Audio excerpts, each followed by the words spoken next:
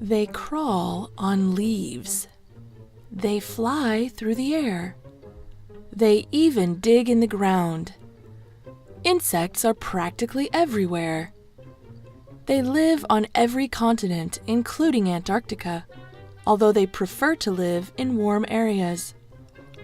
You are probably familiar with some common insects like bees, ants, and butterflies. But insects are the largest group of animals on Earth. Nearly 1 million species have been identified so far, and scientists estimate that there could be millions more just waiting to be discovered. Insects are invertebrates, or animals that do not have backbones. In fact, insects do not have any bones at all. Instead, they have a hard outer shell called an exoskeleton that gives them their structure. Insects have 3 main sections of their bodies: the head, the thorax, and the abdomen. They have 6 legs that are connected to the thorax. Most insects also have wings and antennae. Although insects breathe air, they do not have lungs. Instead, they have a system of tubes and sacs through which air may pass or be pumped. This system can only carry air so far into the insect's body, and it is this that limits how large insects can grow. Although there are some very large insects on our planet, they cannot grow as large as other types of animals, because after a certain size they could not get enough air into their bodies to support themselves.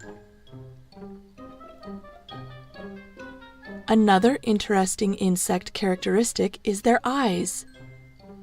Insects have a special kind of eyes called compound eyes. Compound eyes are made up of hundreds or even thousands of tiny light-sensitive units. Each unit sees only a small part of the insect's surroundings, but all of them together create a mosaic image, a pattern of light and dark dots. Overall, insects do not see as well as humans do, and only some can see colors, but their eyes are excellent at detecting motion. Insects are cold-blooded, which means that they cannot control their body temperature. That is why insects usually live in warm places, and why you do not see as many insects during the winter as you do during the summer.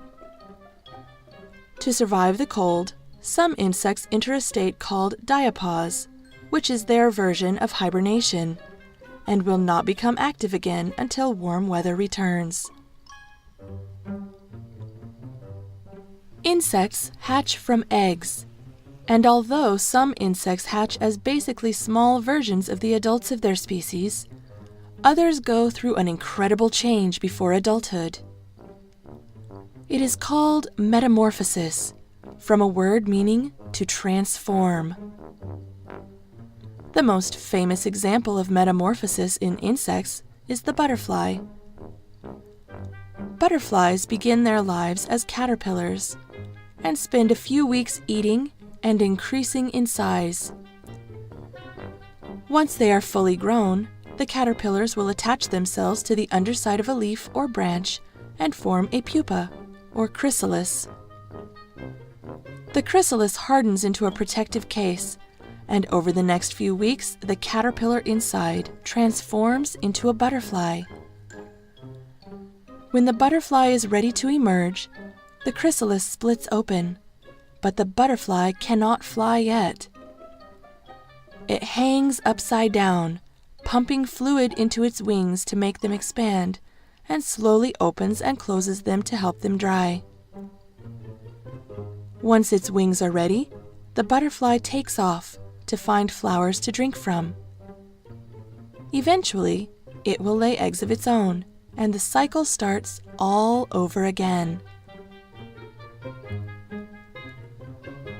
Crawling or flying, alone or with thousands of friends, insects by the millions are incredibly important to life on Earth. Some insects are beneficial to humans, while others are pests. But no matter their shape, size, or color, insects make a big difference for such small creatures. I hope this helped you learn more about insects today. Goodbye till next time.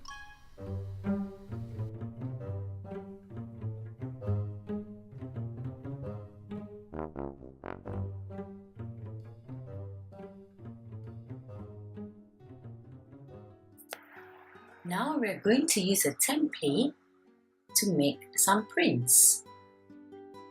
Besides using the stamp, you can also use your fingers on the ink pad. Please take note that you will get 2 of these stencils. Put the stencil on the paper given in the box, or you can even do this stencil in your sketchbook or on your own drawing block. Use your finger and dab and press hard in the stencil. Make sure you do not move the stencil about. Use your other hand to press hard and make sure it doesn't move. You can explore any colors you like. If you happen to have paints or oil pastels from the previous city box, you can also use them with this stencil. Get creative and explore all the materials you have. Once you're done covering the stencil, remove it, and there you go, you got little cute snail.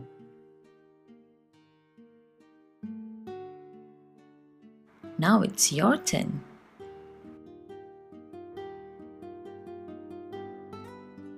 Now you can try the other stencil. Use the same technique. Got a little cute butterfly.